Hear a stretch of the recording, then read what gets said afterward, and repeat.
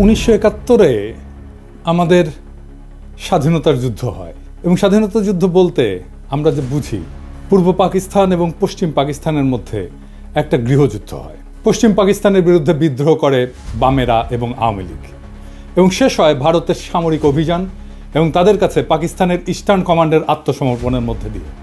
এই বিদ্রোহের নেপথ্যে আওয়ামী লীগ যেই মূল বয়ান তৈরি করছে সেটা হইতেছে পাকিস্তান সরকার পূর্ব বাংলার প্রতি অর্থনৈতিক বৈষম্য করছে এবং শোষণ করছে। এই বয়ানের মূল বক্তব্য হচ্ছে তারা বলতে চায় পূর্ব পাকিস্তান পাকিস্তানের মেজরিটি প্রদেশ, এখানে দেশের 56% জনগণ বাস করে, অথচ পাকিস্তান সরকারের রাজস্বের সিংহভাগ পশ্চিম পাকিস্তানে ব্যয় করে। সেই টাকার অধিকাংশ আসে পূর্ব পাকিস্তান থেকে। পূর্ব পাকিস্তানে কামানো এই টাকা দিয়ে পশ্চিম পাকিস্তানের শাসক গোষ্ঠী নিজেদের এলাকার ব্যাপক উন্নয়ন করে। রাজস্ব খাত, উন্নয়ন খাত, আমদানি, বৈদেশিক সাহায্য ইত্যাদিতে পশ্চিম পাকিস্তানে ব্যয় করা হতো 75 থেকে 80 ভাগ, আর পূর্ব পাকিস্তানের ভাগে পড়তো মাত্র 20 থেকে 25 ভাগ। এছাড়া পূর্ব পাকিস্তানের মানুষকে দৈনন্দিন দ্রব্য সামগ্রী, পণ্য সামগ্রী পশ্চিম পাকিস্তানের চাইতে বেশি দামে কেনা লাগতো, যা ছিল তৎকালীন শাসক গোষ্ঠীর এক ক্রূর পরিকল্পনা, যার মাধ্যমে এদেশের গরিব দুঃখী মানুষের রক্ত তারা চুষে নিত। দুই প্রদেশের মধ্যে মাথাপিছু আয়ের মধ্যে ছিল ব্যাপক বৈষম্য, যা হচ্ছে তাদের শোষণের পলিসি। এইসব ক্ষোভকে ঘুঁটা দিয়া আওয়ামী লীগ 70 সালের নির্বাচনে একটা বিখ্যাত পোস্টার ছাপায় সারা দেশে ব্যাপকভাবে বিলি করছিল। পোস্টারটার শিরোনাম ছিল সোনার বাংলা শ্মশান কেন। কি ছিল সেই পোস্টারে? সেই পোস্টারে দেখানো হয়েছে যে বৈষম্য। রাজস্ব খাতে বাংলাদেশ 1500 কোটি টাকা ব্যয় হয়, পশ্চিম পাকিস্তানে 5000 কোটি টাকা ব্যয় হয়। উন্নয়ন খাতে ব্যয় হয় বাংলাদেশে 3000 কোটি টাকা, পশ্চিম পাকিস্তানে 6000 কোটি টাকা। বৈদেশিক সাহায্য বাংলাদেশ শতকরা পায় 20 ভাগ, পশ্চিম পাকিস্তান পায় 80 ভাগ। বৈদেশিক দ্রব্য আমদানি বাংলাদেশে শতকরা 25 ভাগ, পশ্চিম পাকিস্তান 75 ভাগ। কেন্দ্রীয় সরকারের চাকরি বাংলাদেশের শতকরা 15 ভাগ আর পশ্চিম পাকিস্তানে 85 ভাগ। সামরিক বিভাগে চাকরি বাংলাদেশে শতকরা 10 ভাগ এবং পশ্চিম পাকিস্তানে 90 ভাগ। চাইলের দাম মন প্রতি বাংলাদেশে 50 টাকা আর পশ্চিম পাকিস্তানে 25 টাকা। আটা মন প্রতি বাংলাদেশে 30 টাকা, পশ্চিম পাকিস্তানে 15 টাকা। সরষের তেল বাংলাদেশে 5 টাকা, পশ্চিম পাকিস্তানে 2.5 টাকা। সোনার প্রতি ভরি বাংলাদেশে 170 টাকা, পশ্চিম পাকিস্তানে 135 টাকা। কি নিদারুণ বৈষম্য, তাই না? আসেন এটা আমরা খুলে দেখব, এটা আমরা বুঝে দেখব। 70 সালের নির্বাচনের সেই পোস্টারটা পরিকল্পনা করেন জনাব নুরুল ইসলাম এবং আঁকেন শিল্পী হাশেম খান। এই পোস্টারটা সারা দেশে ব্যাপক সাড়া ফেলে এবং এই পোস্টারটাই আওয়ামী লীগের স্বায়ত্তশাসনের বয়ানের ন্যায্যতার মূল ভিত্তি। আওয়ামী লীগ পাকিস্তানের বিরুদ্ধে তার বিদ্রোহকে জাস্টিফাই করার জন্য যত আর্গুমেন্ট হাজির করছে তার সব কিছুর মূলে হচ্ছে পাকিস্তানিদের অর্থনৈতিক শোষণ। এখনও এরা তাই বলে। প্রাইমারি স্কুলের পাঠ্যপুস্তকের মধ্যেও এই পোস্টারটাকে ঢুকানো হয়েছিল এবং প্রায় সকলের মনেই ছোটবেলা থেকেই এইরকম একটা বদ্ধমূল ধারণা যে পাকিস্তান 23 বছরে অর্থনৈতিক প্রবঞ্চনা বাঙালিদেরকে বাধ্য করছে মুজিবের 6 দফা আন্দোলনকে সমর্থন করতে। সেই 6 দফা ছিল বাঙালি জাতির মুক্তির সনদ।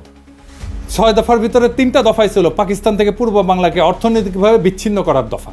70-এর নির্বাচনে নিরঙ্কুশ সংখ্যাগরিষ্ঠতা অর্জন করে আওয়ামী লীগ এবং তার ফলশ্রুতি সবার জানা। 60-এর দশকের শেষ দিকে পূর্ব বাংলার পত্রপত্রিকা ঘাটলেও এই অর্থনৈতিক শোষণ এবং বৈষম্যের বয়ানটাই মূল থিম হিসেবে লক্ষ্য করা যায়। যে কোনো বাংলাদেশিকে যদি আজকে জিজ্ঞেস করা হয় যে পাকিস্তানের বিরুদ্ধে বিদ্রোহ করার প্রধান যৌক্তিকতা কি, সে উত্তর দেয় পাকিস্তানিদের অর্থনৈতিক শোষণ। এর মানে আওয়ামী লীগের তৈরি করা বয়ান একদম শেকড় গেড়ে বসছে এদেশের বুকে। কারণ আওয়ামী লীগ যে ভুয়া অর্থনৈতিক বয়ান তৈরিতে পারদর্শী তাই প্রজন্মকে চোখে আঙুল দিয়ে দেখায় দেওয়া লাগবে না। বিগত 15 বছরে আমাদের সবার একদম চোখের সামনে আওয়ামী লীগ পরিসংখ্যান নিয়ে ভয়ঙ্কর কারচুপি করে মহা উন্নয়নের এক বয়ান তৈরি করছে, যেখানে বাস্তবতা হচ্ছে দেশের সব ব্যাংক এবং আর্থিক খাতকে লুটপাট করে নিঃশেষ করে ফেলা। কিছুদিন আগে বাণিজ্য উপদেষ্টা বলছে যে সব মিথ্যা পরিসংখ্যান দেওয়া হতো জিডিপি সহ। এটা এমন না যে এখন বলা হচ্ছে, হাসিনার আমলেও পত্রিকা মিথ্যা পরিসংখ্যান নিয়ে লিখত। জিয়া হাসান একটা বই লিখছিল উন্নয়ন বিভ্রম নামে, কিভাবে মিথ্যা পরিসংখ্যান দিয়ে উন্নয়নের বয়ান তৈরি করা হতো। তাহলে সেই আওয়ামী লীগ 50 বছর আগের ঘটনাকে নিয়ে কি রকম কারচুপি করছে সেটা সহজে অনুমান করা যায়। আমরা অনুমান করব না, আমরা তথ্য দিয়ে দেখব। আমরা আজকে আওয়ামী লীগের এই বয়ানকে তৎকালীন বাস্তবতার আলোকে পরীক্ষা করে দেখব যে এই অভিশপ্ত দলটা সেখানেও কি রকম কারচুপি করছিল। তৎকালীন পাকিস্তানের আর্কাইভ ঘেঁটে আমরা যাবতীয় প্রাসঙ্গিক ডকুমেন্ট জোগাড় করছি এবং বলাই বাহুল্য আওয়ামী লীগ এবং তাদের পোষা অর্থনীতিবিদরা নুরুল ইসলাম, রেহমান সোবহান ভয়াবহ জালিয়াতি করছে এই পোস্টার তৈরি করতে এবং ম্যানিফেস্টো তৈরি করতে। সেই নিয়ে বিস্তারিত আলোচনার আগে এদের আসল চরিত্র এবং এদের উদ্দেশ্য সম্পর্কে একটু আলোকপাত করা দরকার। মেজর ডালিমের একটা বই, যা দেখেছি, যা বুঝেছি, যা করেছি, ওইখান থেকে বলতেছি। ভারতে থাকতে উনি বলতেছেন বিভিন্ন মহলে তখন ভবিষ্যৎ বাংলাদেশের রাষ্ট্রনীতি, অর্থনীতি, প্রশাসন প্রভৃতি বিষয়ে আলোচনার ঝড় বয়ে যাচ্ছে। একদিন এক সামাজিক অনুষ্ঠানে সরকারের এক অর্থনৈতিক উপদেষ্টা বললেন, স্বাধীন বাংলাদেশের ইকোনমিক ভায়াবিলিটি তেমন একটা নাই, মানে এটা অর্থনৈতিকভাবে এটা সফল হবে না। তার এই ধরনের বক্তব্যে অবাক করেছিল অনেককেই। প্রশ্ন করা হয়েছিল, স্বাধীন বাংলাদেশের ইকোনমিক ভায়াবিলিটি যদি নাই থাকে তবে আপনারা 6 দফা প্রণয়ন করে জনগণকে উস্কে দিয়েছিলেন কেন? কেন বলেছিলেন পাকিস্তানের শোষণের হাত থেকে পূর্ব পাকিস্তানকে স্বাধীন করতে পারলেই সোনার বাংলা কায়েম হবে?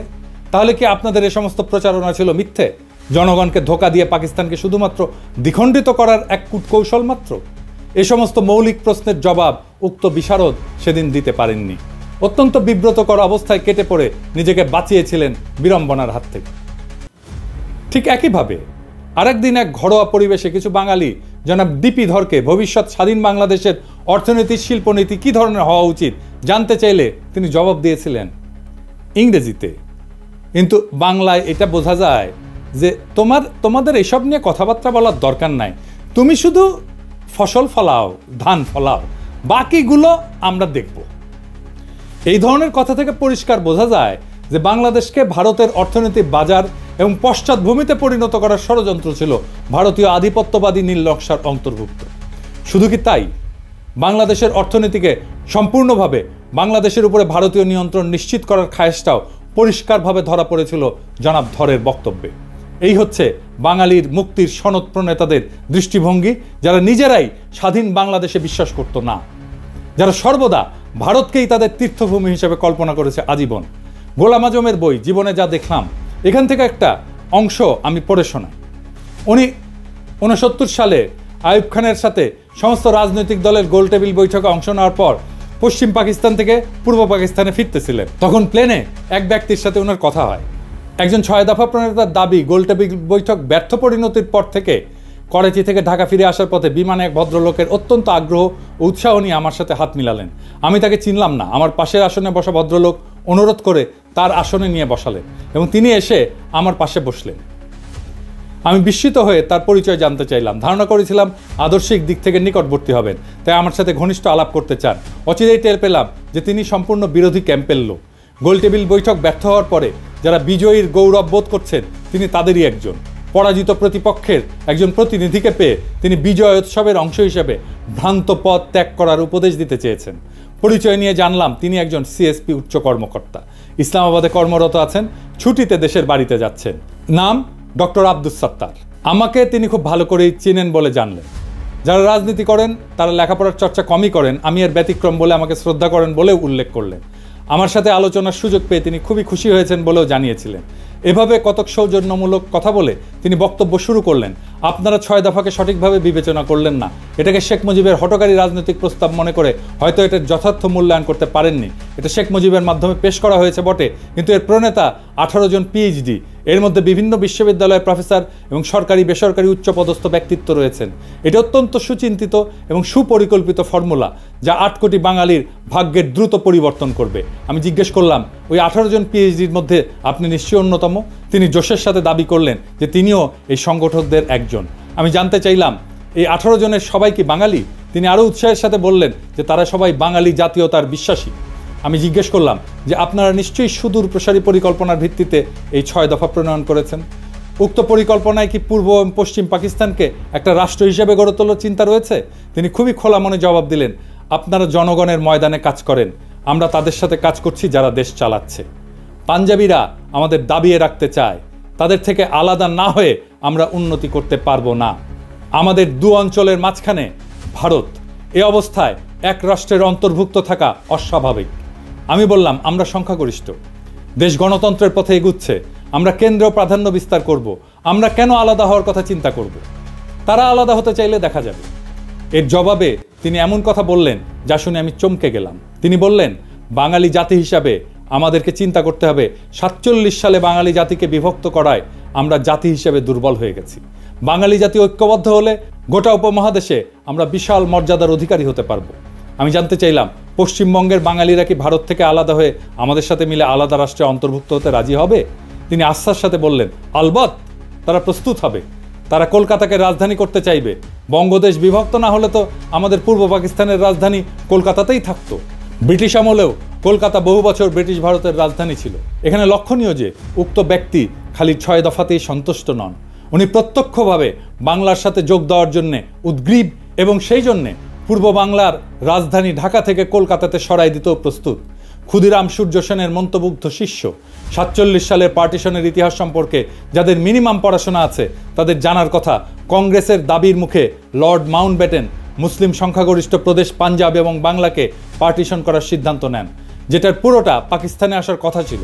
কায়েদে আজম জিন্নাহ অনিচ্ছা সত্ত্বেও এই পার্টিশনের সিদ্ধান্তকে মেনে নেন, যেটা ছিল তার স্টেটসম্যানশিপের পরিচয়। জিন্নাহ এটা নিয়ে আফসোস করে পোকায় কাটা পাকিস্তান বলেছিলেন।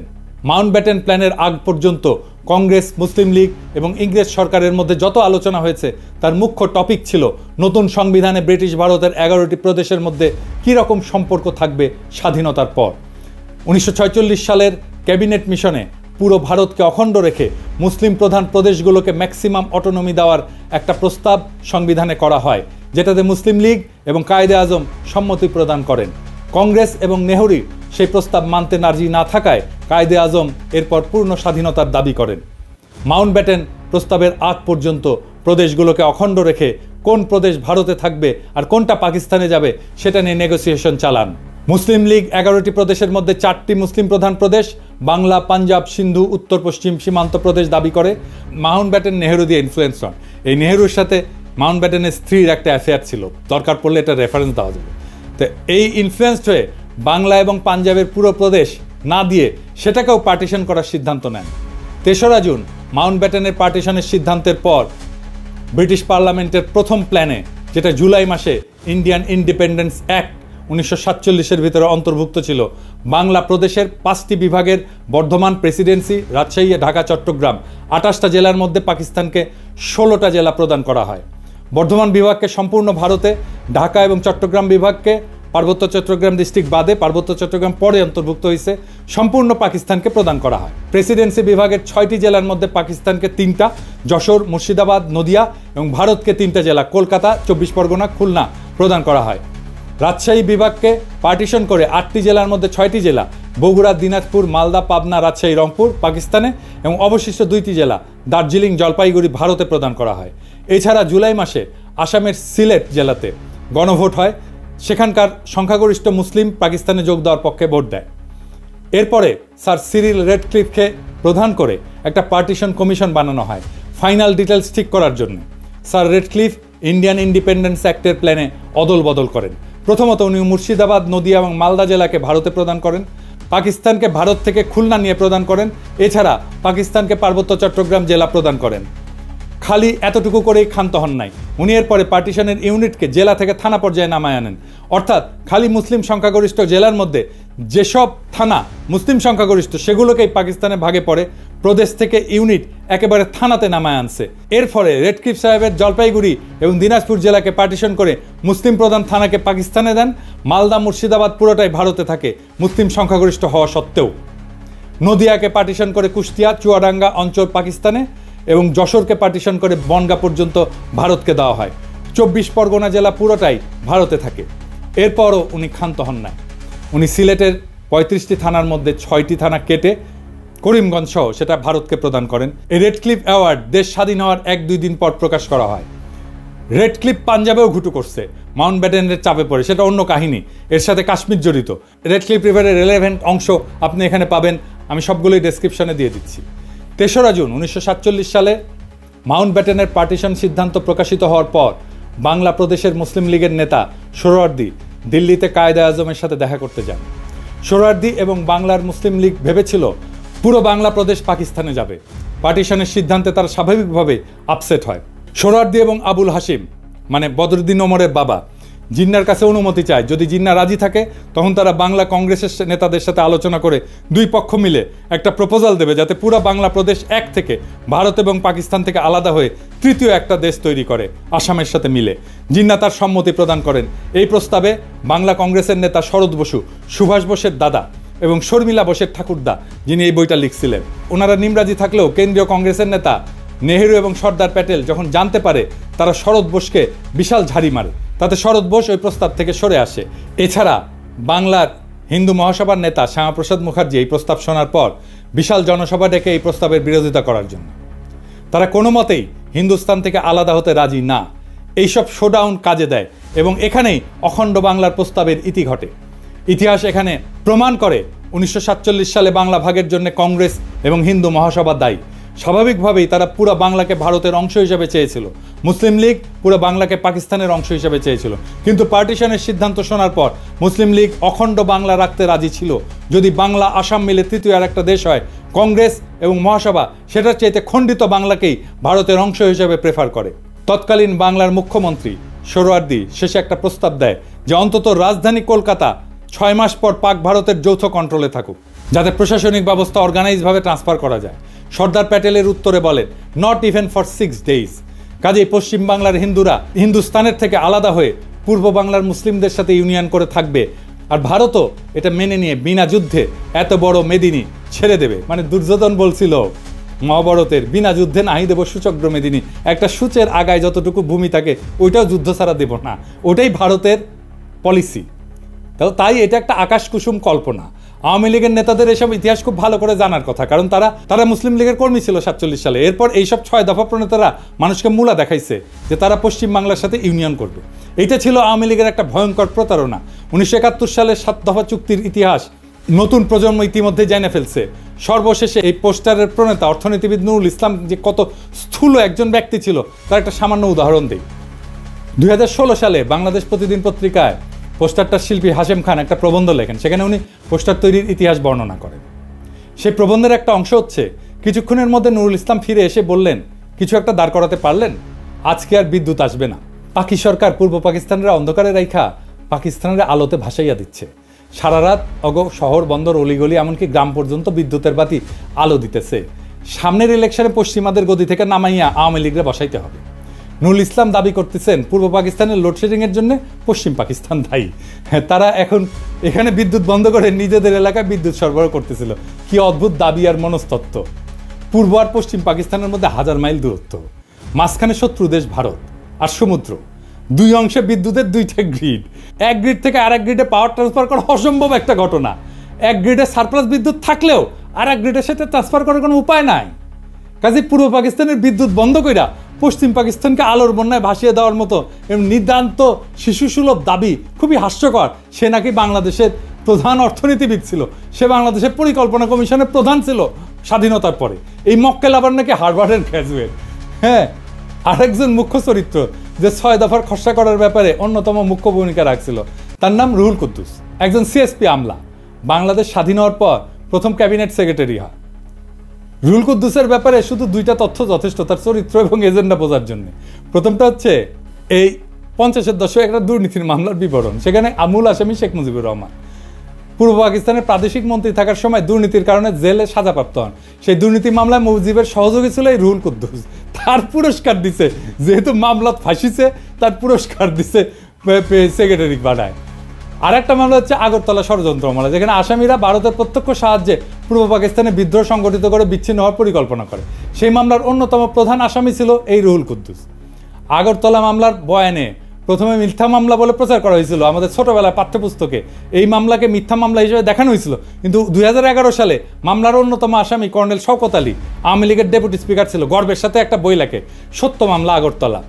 দেশের অনেক মানুষের কাছে পাকিস্তান থেকে বিচ্ছিন্ন হয়ে আলাদা রাষ্ট্র গঠনের যৌক্তিকতা হচ্ছে 25 এবং 26 মার্চের তারিখে পাকিস্তান আর্মির অপারেশন সার্চলাইট। তাহলে 60-এর দশকে যারা ভারতের সাহায্যে এই সমস্ত বিদ্রোহ পরিকল্পনা করছিল তাদের জাস্টিফিকেশন কি ছিল? পাকিস্তান তো 1971 সালের আগে কোনো গণহত্যা চালায়নি। যদি বলে অর্থনৈতিক বৈষম্য, সেই বেলুন আমরা একটু পরে ফুটা করে দেখা দিচ্ছি। 1965 সালে পাকিস্তান ভারতের সাথে একটা ফুল স্কেল যুদ্ধ হয়। ঠিক তার পরপর কোন ধরনের চরিত্রের মানুষ সেই ভারতের থেকে অস্ত্র এবং টাকার সাহায্য নিয়ে পাকিস্তানের বিরুদ্ধে বিদ্রোহ করার পরিকল্পনা করে। এই ধরনের মানুষেরা পাকিস্তানের তথাকথিত শোষণের বয়ান তৈরি করে জনগণের মধ্যে ফেরি করছে। এখানে প্রফেসর সৈয়দ সাজ্জাদ হোসেনের কিছু অবজারভেশন খুবই গুরুত্বপূর্ণ। ওনার ৭১-এর স্মৃতি বলে একটা বই আছে। তিনি একাধারে একজন প্রখ্যাত শিক্ষাবিদ, সাহিত্য পণ্ডিত এবং লেখক। বাঙালি মুসলমানের মধ্যে তিনি প্রথম ব্যক্তি যিনি ইংরেজি সাহিত্যে পিএইচডি ডিগ্রি অর্জন করছিলেন। রাজশাহী বিশ্ববিদ্যালয়ের ভিসি ছিলেন উনি। আসল কথা, যারা এই সমস্ত কথা বলে এবং এই জিনিস শুরু হয়েছে ৬০-এর দশক থেকেই, তারা একটা রাজনৈতিক উদ্দেশ্য হাসিলের মতলবে এই সমস্ত থিওরি আওড়ায়। ১৯৪৭ সালে বিভক্তি এরা মানতে রাজি নয় এবং এই অঞ্চল স্বাধীন থাকুক এটা তারা চায় না। পাকিস্তান আমলে এরা অনবরত প্রচার করেছে যে আমরা পাঞ্জাবিদের অধীন এবং পাকিস্তান থেকে বেরিয়ে এলে সত্যিকার অর্থে স্বাধীন হতে পারবো। আবার এখন বলছে ১৯৭১ সালে যে স্বাধীনতা অর্জিত হয় তার কোনো মূল্য নাই, ওপার বাংলার সাথে মিলে গেলেই নাকি আমরা সত্যি মুক্ত হবে। ১৯৭১ সালে ভারতের সাথে মিলিত হওয়ার কথা প্রকাশ্যভাবে বলা হতো না, কারণ ও কথা বললে এদেশের জনসমাজ সাড়া দিত না। তাই তখন বলা হচ্ছিল ভারত আমাদের প্রকৃত বন্ধু, ভারতীয় সৈন্য এসে আমাদের রক্ষা করবে। ভারতে বাঙালি, পাঞ্জাবি, মারাঠি, তামিল, শিখ, পার্সি বিভিন্ন জাতি এবং ভাষাভাষী লোকেরা এক রাষ্ট্র গঠন করে বসবাস করতে পারে, তার মধ্যে কোনো অসঙ্গতি লক্ষ্য হয়নি। কিন্তু পাকিস্তানে পাঞ্জাবি, পাঠান, সিন্ধি এবং বাঙালি এক রাষ্ট্র গঠন করে এমন একটা কর্ম করেছিল যা শুধু হাস্যকরই না, রীতিমতো অ্যাবসার্ড এবং অযৌক্তিক। এই যুক্তিটি চিরকালই আমার কাছে অদ্ভুত থেকেছে। ভারতের প্রধান ধর্ম হচ্ছে হিন্দুত্ব। উত্তর ভারতের ব্রাহ্মণ এবং রাজপুতের সঙ্গে পশ্চিম ভারতের মারাঠা এবং দক্ষিণ ভারতের দ্রাবিড় সম্প্রদায়গুলির মধ্যে ধর্মীয় বন্ধন ছাড়া আর কোনো বন্ধন নাই। এই ধর্ম ইসলামের মতো ধর্ম নয়। উত্তর ভারতের ধর্মীয় আচরণের সঙ্গে দক্ষিণ ভারতের ধর্মীয় আচরণের প্রভেদ অনেক। মুসলমান বলতে আমরা যেমন বুঝতে পারি যে ব্যক্তি এক আল্লাহ এবং রসুলে বিশ্বাস করে, সেরকম কোনো সর্বগ্রাহ্য বিশ্বাস হিন্দুদের মধ্যে নেই। তবু অহর্নিশ আমাদের বলা হয়েছে যে কায়েদে আজম মোহাম্মদ আলী জিন্না আমাদের ইচ্ছার বিরুদ্ধেই নাকি পূর্বাঞ্চলকে পাকিস্তানের সাথে যুক্ত করেছিলেন। এই যে লাখ লাখ লোক যারা আমরা পাকিস্তান আন্দোলনে শরিক হয়েছিলাম, আইনসভার সদস্য যারা ৪৭ সালে ভোট দিয়ে পাকিস্তানে যোগ দিয়েছিলাম, এরা যেন রাতারাতি হয়ে গেলেন দেশদ্রোহী এবং সমাজদ্রোহী। বর্তমানেও বাঙ্গু, সুশীল, প্রগতিশীল, প্রথম আলো, মতি, ডেইলি স্টারের মাহফুজ এবং তাদের কলামবর্গ যেমন আলী ইমাম মজুমদার ভারতের কোনো কোনো প্রদেশের বিচ্ছিন্নতার কথাও শুনলে তেলে বেগুনে জ্বলে ওঠে। তারাই আবার পাকিস্তানের প্রদেশগুলোর ইউনিয়নের মধ্যে কন্ট্রাডিকশন খুঁজে পায়। আবার আসা যায় অর্থনৈতিক বৈষম্য এবং আওয়ামী লীগের তৈরি বয়ান নিয়ে। এই প্রসঙ্গে ডক্টর সাজ্জাদ হোসেন লিখছেন যে যখন আওয়ামী লীগ এরকম প্রচারণা চালাচ্ছিল যে পশ্চিম পাকিস্তানের পূর্ব পাকিস্তানে বৈষম্য করা হয়, এই যে সোনার বাংলা শ্মশান কেন এরকম একটা পোস্টার ছাপে, তাহলে পাকিস্তানের তরফ থেকে কেন এইটার প্রতিবাদ জানানো হয়নি বা প্রশ্নটা পরিষ্কার করা হয়নি? এর উত্তর দিছিল পশ্চিম পাকিস্তানের একজন আমলা যে এটা আমরা তৈরি করছিলাম, কিন্তু এইটা আমরা প্রকাশ করতে গেলে একজন বাঙালি অফিসার বলছিল এটা দিলে পূর্ব পাকিস্তানের লোকেরা আরও বিলা হয়ে যাবে, সেই জন্যেই তাই নাকি এটা করতে দেওয়া হয়নি, বাধা দিছিল। ওনার বইয়ে এই অংশে এটা লেখা আছে। আওয়ামী বয়ানের এই যে শুভঙ্করের ফাঁকি, এটা ধরার জন্য আমরা ব্যাখ্যা করব সরকারি ফাইন্যান্স কিভাবে কাজ করে এবং সরকারি ফাইন্যান্সের সাথে দেশের জিডিপির সম্পর্ক এটা কি। একটা দেশের জিডিপি হচ্ছে সেই দেশের মধ্যে অবস্থিত সমস্ত পণ্য, বস্তু, সার্ভিস বা সেবা, এটার যোগফল। যে দেশের যত উন্নত সে দেশের জনগণ তত বস্তু এবং সেবা উৎপাদন করে এবং ভোগ করে। সরকারের মধ্যে থেকে একটা ভাগ কর হিসাবে আদায় করে, নিজের এজেন্ডা অনুযায়ী সেটা খরচ করে। আর একটা রাস্তা হচ্ছে সরকারের আছে, সেটা হচ্ছে আভ্যন্তরীণ এবং আন্তর্জাতিক সেক্টর থেকে লোন নেওয়া। এই লোনের ইনস্টলমেন্ট পরে সরকারকে করের টাকা থেকে শোধ করতে হয়। ফাইনাল একটা রাস্তা আছে সরকারের কাছে, সেটা হচ্ছে আভ্যন্তরীণ যে কোনো বিল পরিশোধের জন্য টাকা ছাপানো।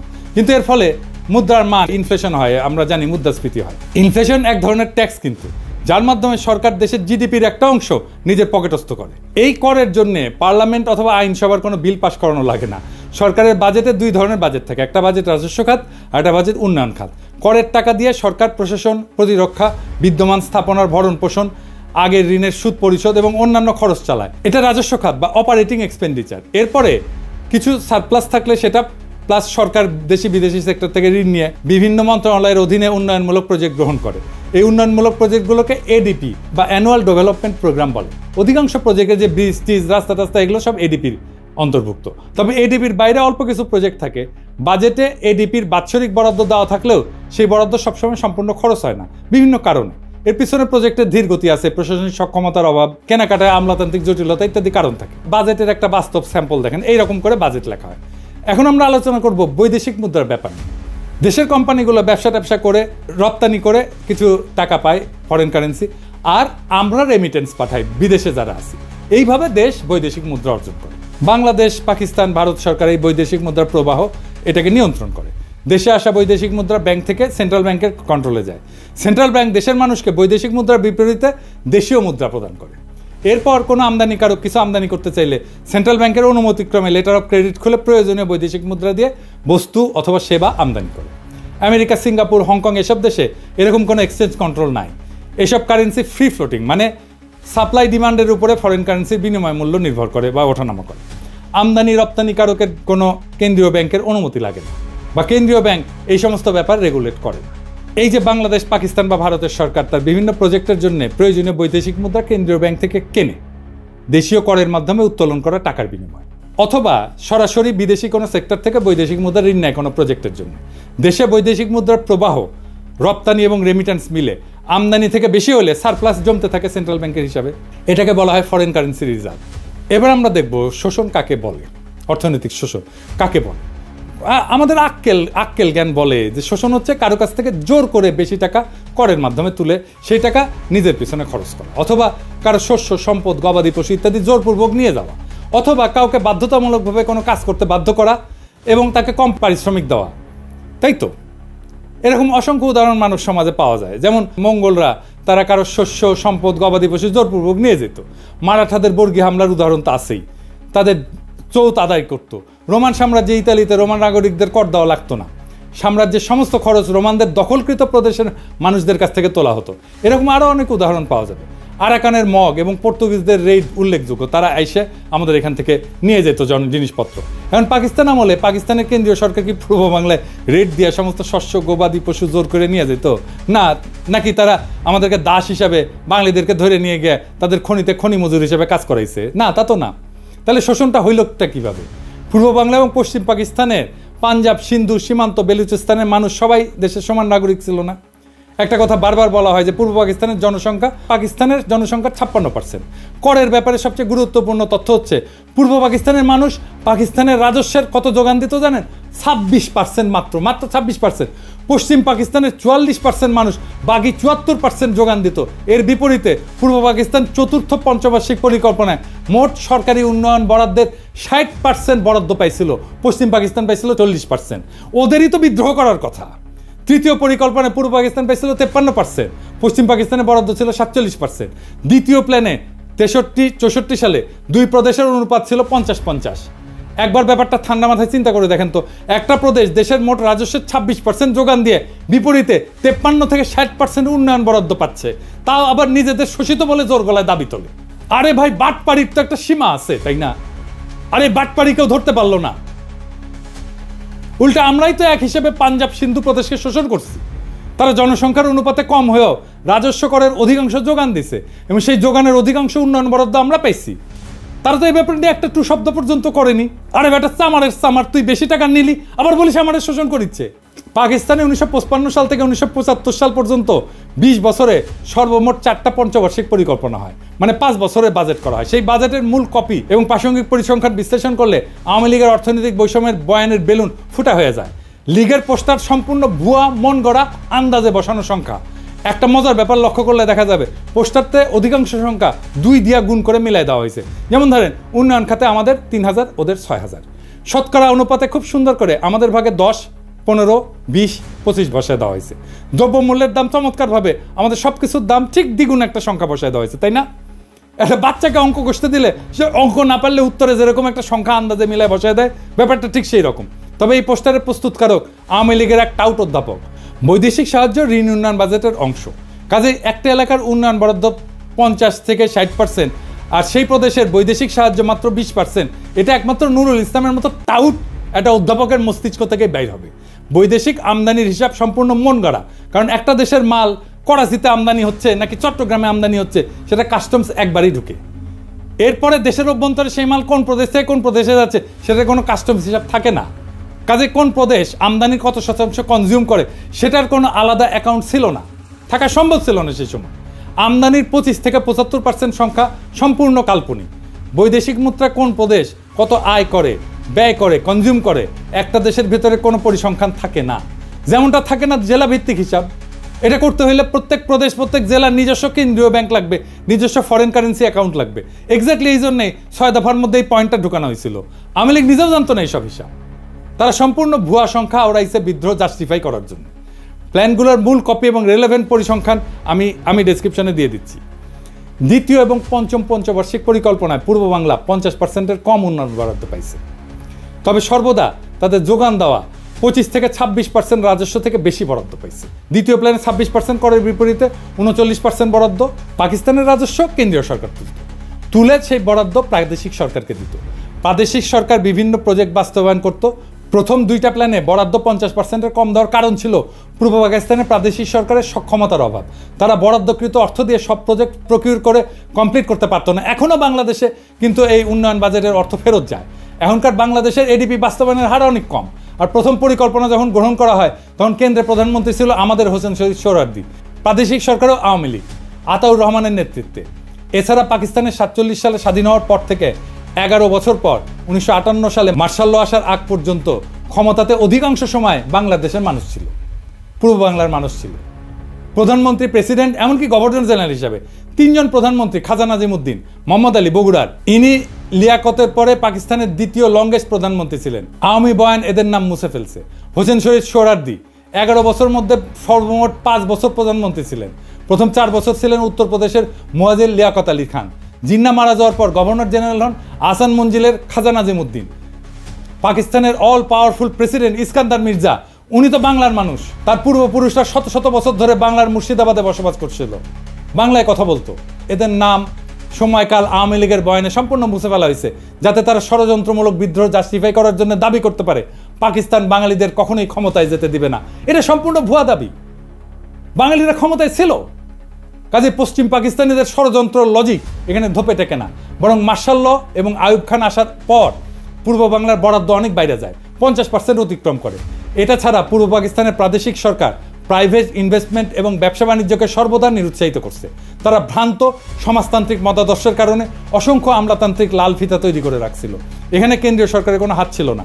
এই জন্যই দুই প্রদেশে পূর্ব এবং পশ্চিম পাকিস্তানের প্রাইভেট ইনভেস্টমেন্টের মধ্যে বিশাল পার্থক্য, যার জন্য সম্পূর্ণরূপে দায়ী হচ্ছে প্রাদেশিক সরকারের পলিসি, যারা সবসময় বাঙালি ছিল।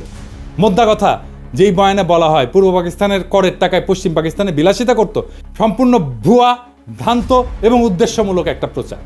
পূর্ব পাকিস্তানে বিশাল ডেফিসিট পূরণ করা হতো পশ্চিম পাকিস্তানের কর দিয়া।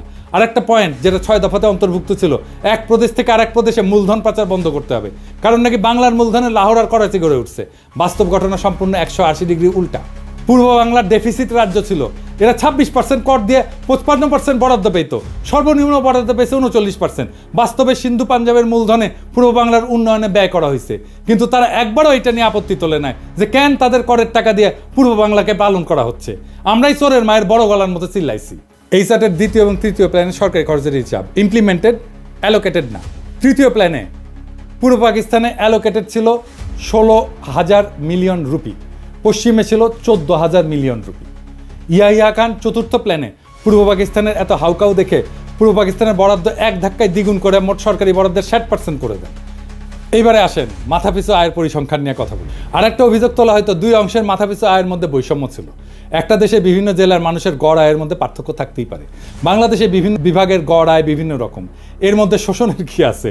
তার উপরে পূর্ব পাকিস্তানের প্রাদেশিক সরকার প্রাইভেট সেক্টরকে লাল ফিতা দিয়ে আটকানোর ফলে স্বাভাবিকভাবে গড় আয় সিন্ধু পাঞ্জাবের থেকে কম হবে। এরপরেও পূর্ব পাকিস্তানের গড় আয় সীমান্ত প্রদেশ এবং বেলুচিস্তান থেকে বেশি ছিল। আইয়ুব খান, ইয়াহিয়া খান তো সীমান্ত প্রদেশের মানুষ ছিলেন। তারা কি তাহলে তাদের নিজেদের এলাকা শোষণ করে পূর্ব বাংলাকে তুলনামূলকভাবে বেশি মাথাপিছু আয়ের বরাদ্দ করে দিছিল? আরও বড় কথা, পূর্ব পাকিস্তানের গড় আয় ভারতের গড় আয়ের থেকে বেশি ছিল। যেই পূর্ব বাংলাকে লক্ষ্য করে 47-এর দেশভাগের সময় ইংরেজ গভর্নর স্যার ফ্রেডেরিক ব্যারেজ বলেছিল এটা হবে পৃথিবীর সবচেয়ে বড় চাষাদের বস্তি, রুরাল স্লাম। সেই পূর্ব বাংলা 20 বছরে ভারতের গড় আয়কে ছাড়ায় যায়। শিল্পায়নের দিক থেকে পশ্চিম বাংলার জুট মিলের সংখ্যাকে ক্রস করে। 47 সালে যেখানে পূর্ব বাংলায় একটা পাটকল ছিল না, 20 বছরে সেখানে 70টা জুট মিল হয়। যে পাঞ্জাবিদেরকে শোষক হিসেবে দেখানো হয়, তাদের নিজেদের গড় আয় সিন্ধুর থেকে কম ছিল। তাহলে কি বাঙ্গুলজিকে সিন্ধুই পাঞ্জাবিদেরকে শোষণ করতেছিল? এসব শুনলে তো ঘোড়া হাসবে। ভারত এবং যুক্তরাষ্ট্র বিভিন্ন রাজ্যে মাথাপিছু আয় বিভিন্ন রকম। ভারতের মহারাষ্ট্রের সাথে পশ্চিমবঙ্গের বিশাল পার্থক্য। পাঙ্গু সুশীলরা ভারতের কোনো উদাহরণকে কি শোষণ বলবে? মাইকেল মধুসূদন দত্ত একটা প্রহসন লিখছিল, একেই কি বলে সভ্যতা? বেঁচে থেকে এই সমস্ত ঘটনার ডিটেলস জানলে লিখতেন, একেই কি বলে শোষণ? ভারতের গড় আয় নানা প্রদেশে নানা রকম। একই কথা বলা হয় বিভিন্ন প্রদেশের মধ্যে বিভিন্ন গ্রোথ রেটের পার্থক্য, আমেরিকার বিভিন্ন রাজ্যের মধ্যে বিভিন্ন গ্রোথ রেট, ভারতের বিভিন্ন রাজ্যের মধ্যে বিভিন্ন গ্রোথ রেট, কিন্তু কোনো বয়ানে এসবকে শোষণ বলা হয় না। পাকিস্তানের ক্ষেত্রে সবাই লাফায় ওঠে, একদম শোষণের লেকচার মারা শুরু করে কেন? আর একটা বিষয় আছে, সেটা হচ্ছে কস্ট অফ লিভিংয়ের তারতম্য। পোস্টারে যে কস্ট অফ লিভিং দেখা হয়েছে, আশা করি এতক্ষণে সবাই বুঝছেন সেটা সম্পূর্ণ ভুয়া আন্দাজে বসানো সংখ্যা। এখানে আরও দুইটা কথা যোগ করি। একটা দেশের বিভিন্ন শহর গ্রাম জীবনযাত্রার খরচ ভিন্ন। ঢাকাতেও জীবনযাত্রার খরচ মাগুরার একটা গ্রামের থেকে অনেক বেশি। তাহলে কি বাঙ্গুলজিকে মাগুরার গ্রাম ঢাকাকে শোষণ করতেছে? বিশ্বের সব দেশেই শহর গ্রাম বিভিন্ন এলাকার জীবনযাত্রার খরচ ভিন্ন ভিন্ন। উন্নত শহরে খরচ বেশি হয়, যেমন নিউ ইয়র্ক সিটিতে খরচ অত্যন্ত ব্যয়বহুল, সেখানে ওহিওর একটা ছোট শহরে সে খরচ অনেক কম। তাহলে কি সবাই নিউ ইয়র্ক সিটিকে শোষণ করতেছে? এই হচ্ছে আওয়ামী লীগের তৈরি করা পাকিস্তানের অর্থনৈতিক শোষণের বয়ানের আসল রূপ। এটা দেখায় দেওয়া উচিত ছিল, কিন্তু তার অর্থ এই না যে আমরা বলবো আমাদের 1971-এর স্বাধীনতার যুদ্ধ করা ভুল হয়েছে।